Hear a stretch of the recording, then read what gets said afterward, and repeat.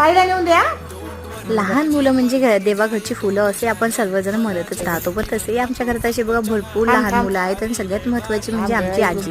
आता ही माझी आजी आहे, म्हणजे माझ्या मुलांची ही कोण झाली पणजी. आता पणजीच्या समोर आम्ही जे काही करतो बघा, त्यांना खाऊ घालतो, पाणी पाजतो, सगळंच आजीला जेवण जागेवरच आहे. त्याच्यामुळे आम्ही जे काही करतो त्याचे मुलं अनुकरण करतात. तसेच आज बघा आमच्या हिंदवीने माझ्या आजीला मस्त दुपारची वेळ होती म्हणून आजीला आम्ही फळच भरवतो म्हणून आज दोन्ही पण मुलांनी बघा आजी जवळच होते आणि आजीला किती व्यवस्थितपणे बघा फळं भरवत होते. एक एक करून दोघं पण हे करत होते आणि दोघांनाही पण खूप खुशी वाटत होती.